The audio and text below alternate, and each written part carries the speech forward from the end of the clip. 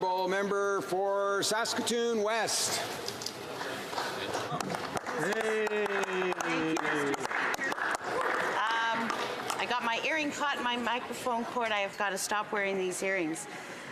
Mr. Speaker, it was a week ago I asked for, actually the 6th time, how the Liberal government planned to ensure safe and equitable access to transportation for people in Saskatchewan who've been affected by the end of STC and, of course, the pullout of the Greyhound service in the province.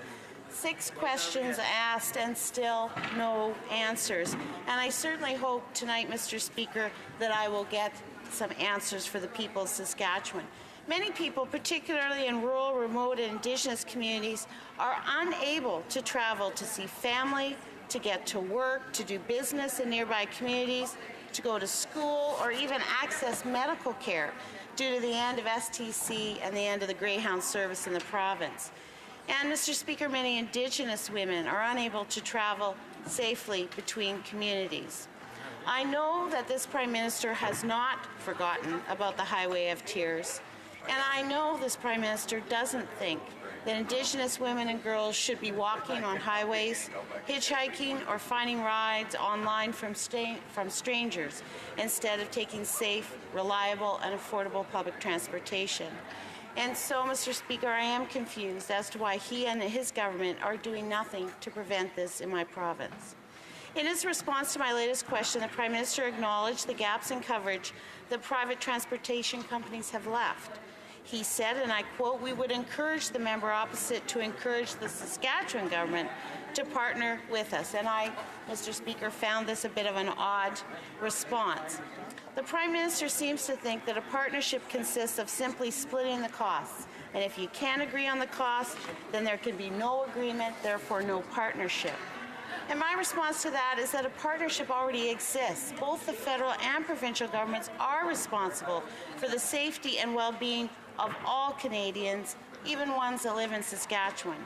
And this partnership is permanent. It cannot be dissolved because one of the partners is failing to live up to its own responsibility. But this government doesn't seem to agree. Instead of living up to their own responsibility to the people of Saskatchewan, the federal Liberal government is content to do nothing and wait for leadership from their Conservative provincial counterparts before acting. Mr. Speaker, I have no confidence whatsoever that that leadership is going to come from the Saskatchewan Party in my province. The Premier Moe and his Conservative government saw fit to actually get rid of a valuable Crown asset and leave people literally stranded in Indigenous communities and rural communities. But that does not mean that the Prime Minister of Canada has to do the same.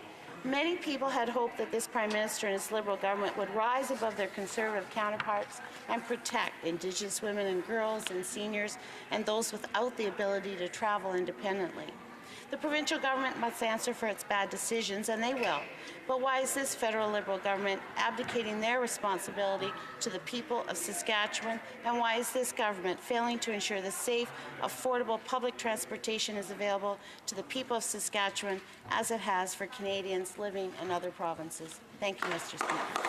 The Honourable Parliamentary Secretary to the Minister of Transport. Thank you, Mr. Speaker, and I'd like to thank the Honourable Member, my friend, and I hope that her ear is feeling better after her incident. Last year, Greyhound announced it would be discontinuing services in Western Canada and Northern Ontario on October 31st, 2018. The federal government recognizes the effects these service reductions would have to communities, especially rural, remote, and Indigenous communities. For decades, since the 1950s in fact, provinces have had a lead role in governing intercity bus services. As such, the provinces also have a lead role in determining solutions to Greyhound's withdrawal. However, given the scale, impacts, and interprovincial nature of these reductions, the federal government decided to work collaboratively with the provinces and territories through a federal, provincial, and territorial working group to determine the best path forward. The deliberations from this working group were built into the federal government's plan, which was announced to the public on October 31st, 2018. As part of this plan, the federal government announced that it would be willing to cost share with the affected provinces in filling their service gaps left behind by Greyhound on a temporary and transitional basis. The federal government remains willing to cost share with the affected provinces, including Saskatchewan, to restore these services. Federal money is on the table, and the member opposite's provincial Conservative government is refusing to use it to help the people of Saskatchewan. Although the funding announced on October 31st was mostly related to addressing the short-term service needs following Greyhound's withdrawal, the federal government also recognizes that intercity bus reductions have been occurring for decades. That is why the federal government will also continue working with provinces and territories to develop longer-term and more innovative solutions to address the surface mobility needs of Canadians. In the meantime, the federal government is encouraged by the amount of private sector operators coming in to fill these gaps. We will continue to encourage their entry and to facilitate more coverage for Canadians. For Saskatoon West.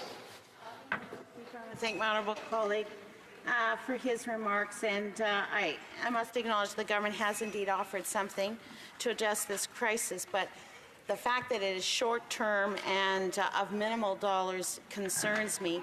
I think this federal government knows that the provincial government of Saskatchewan see no value in accessible and affordable public transit, nor in protecting the vulnerable in our society.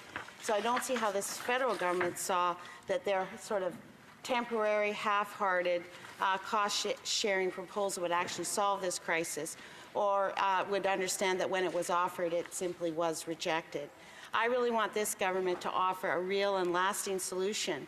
I think they have a responsibility and a leadership opportunity here to help the people of Saskatchewan. So I do want to see this federal government step up on the transportation crisis facing my constituents and all the people in Saskatchewan. Thank you, Mr. Speaker.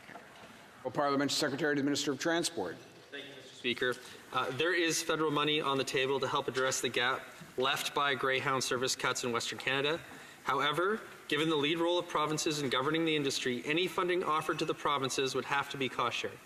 Some provinces are interested in cost-sharing and others are not. The Conservative Saskatchewan government cut STC routes, and the Conservative Saskatchewan government is not coming to the table on Greyhound service gaps. The federal Liberal government is doing everything it can to help Canadians maintain access to intercity transportation options, including the long-term options that I mentioned in my previous speech. Thank you, Mr. Speaker.